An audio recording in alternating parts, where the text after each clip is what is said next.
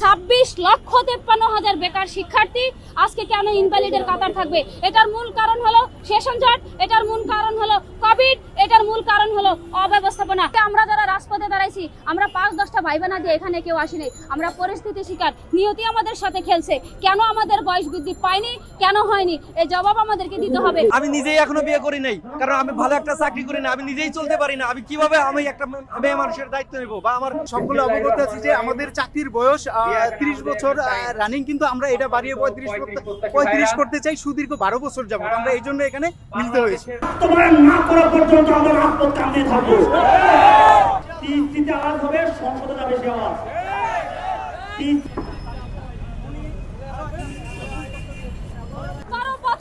একটা স্বাধীন রাষ্ট্রে দাঁড়িয়ে যেখানে গণতন্ত্র আছে, স্বাধীনতা আছে, সার্বভৌমত্ব আছে, লাল সবুজের পতাকা আছে, বিজয় নিশান আছে, বঙ্গবন্ধুর সোনার আদর্শ আছে, সেখানে কেন এই 12 বছর শিক্ষার্থীদের রাজপথে থাকতে হবে?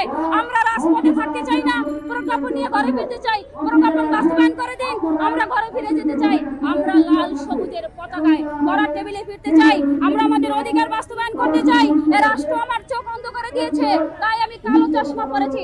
এ রাষ্ট্র আমাকে বৃদ্ধ ঘোষণা করেছে, তাই আজকে আমি সাদা পোশাক পরে এসেছি, কাফনের কাপড় পরে আসছি। হয় প্রজ্ঞাপন দাবি করে বাস্তবায়ন করে আমাদেরকে মুক্তি দিবেন, না হয় এখান থেকে লাশ করে করে আমাদেরকে কবরে পাঠিয়ে দিবেন। কারণ আমাদের জীবনের এখন আর মূল্য নাই। এই মাস্টার্স পাসের সার্টিফিকেট আর আমাদের মূল্য নাই। কারণ সার্টিফিকেট থাকা সত্ত্বেও যদি আমরা চাকরি আবেদন করতে না পারি, ইনভ্যালিড হয়ে যাই, যদি আমাদেরকে অদমিত ঘোষণা করা হয়, তাহলে বেঁচে থেকে লাভ নেই। তার চেয়ে মরে যাওয়া অনেক সম্মানের, অনেক ভালো।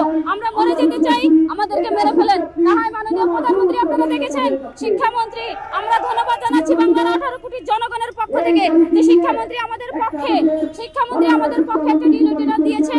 এই লেটারটা জনপ্রশাসন মন্ত্রণালয় থেকে দ্রুত বাস্তবায়ন হোক এবং আজকে দিনের মধ্যে প্রজ্ঞাপন হোক, এই আশা নিয়ে আমরা আজকে রাজপথে এসেছি। যদি প্রজ্ঞাপন বাস্তবায়ন না হয়, আমরা এই হাজার হাজার শিক্ষার্থী এই রাজপথে জীবন দেব, তবু কেউ আমরা ঘরে ফিরে যাব না। যেহেতু এই রাষ্ট্র আমাকে ইনভ্যালিড ঘোষণা করেছে, এই রাষ্ট্র বলেছে আমরা বৃদ্ধ হয়ে গেছি, তাহলে তো বৃদ্ধ পোশাক পরে এই রাষ্ট্রকে আমার দেখাতেই হবে। কিছু তো করার নেই। রাষ্ট্র যেহেতু বলেছে আমি বৃদ্ধ, তাহলে তো রাষ্ট্রকে আমার বৃদ্ধর একটা রূপ দেখাতে হবে। এবং আমরা চাই এই দাবিটা বাস্তবায়ন হোক। দাবি বাস্তবায়নে আপনারা আমাদের সাথে থাকবেন।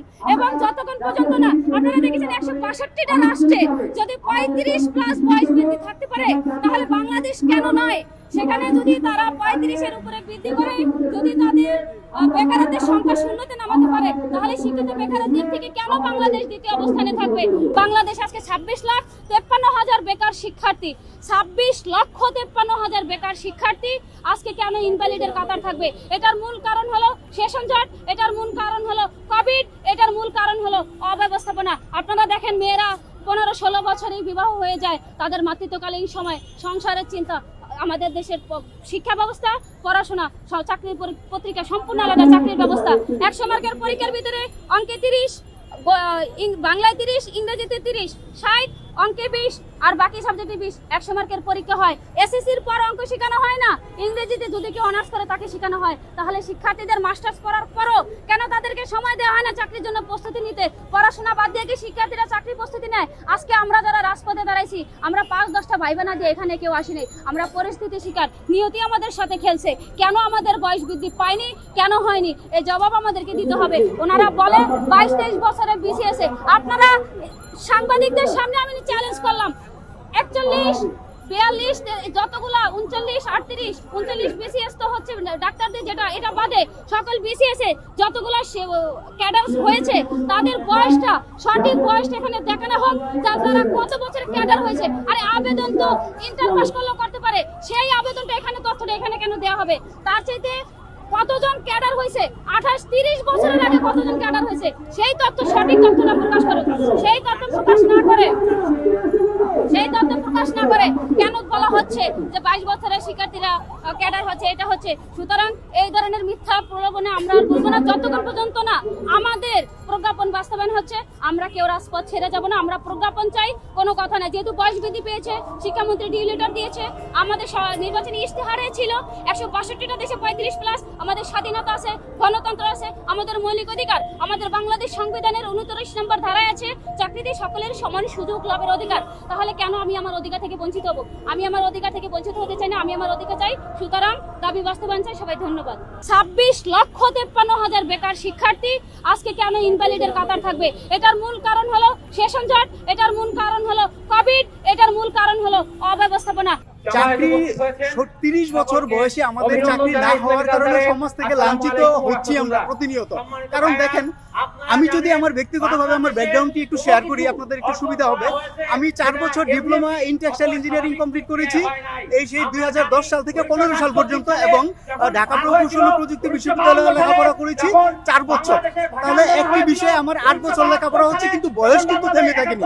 অন্যদিকে যারা ইন্টার করে ইউনিভার্সিটিতে ভর্তি হয় তারা 6 বছরে কমপ্লিট করতে পারে, কিন্তু আমার সেখানে ইজিলি 8 বছর লেগে যাচ্ছে। এবং কাগজে কলমে 8 বছর, আদৌ 8 বছর হচ্ছে না, আমার 9-10 বছর লেগে যাচ্ছে। এদিকে কিন্তু বয়স আমার থেমে নেই, কাজেই ওটু আমার বয়স 28 হয়ে যাচ্ছে।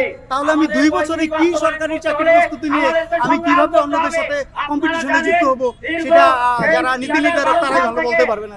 চাকরিতে আবেদনের বয়সসীমা 35 করার জন্য ঢাকা টিএসসি রাজু ভাস্কর্যের নিচে আমরা অবস্থান করতেছি। সরকারের কাছে আমাদের দৃষ্টি আকর্ষণ করে, সরকারকে আমরা দৃষ্টি আকর্ষণ করে বলছি, আপনারা অতি বিলম্বে যত তাড়াতাড়ি সম্ভব প্রজ্ঞাপন জারি করে আমাদের চাকরিতে আবেদনের বয়সসীমা 35 করে দিবেন।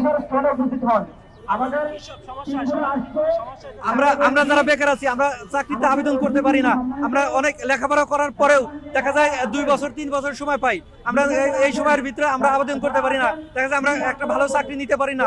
বেসরকারি চাকরিতেও 30 ফলো করে, তো আমরা ভালো একটা চাকরি নিতে পারি না। সেজন্য আমরা সমাজে আমরা মুখ দেখাইতে পারি না।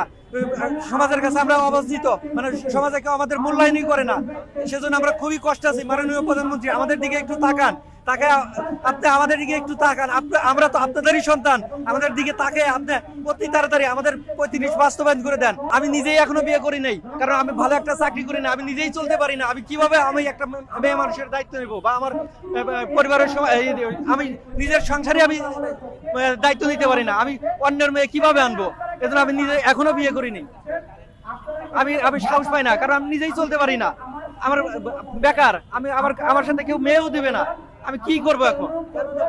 দেবে না। আমি নিজেই বেকার, আমি নিজেই চলতে পারি না।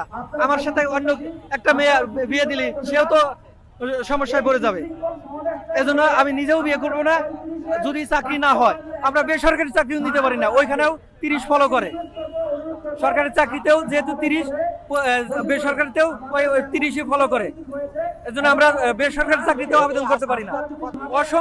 অসংখ্য হিসাব ছাড়া ভাই, আমার পরিচিত আত্মীয় স্বজন কেউ নাই যে বড় ভালো কোনো পদে চাকরি করে যে আমার জন্য সুপারিশ করবে।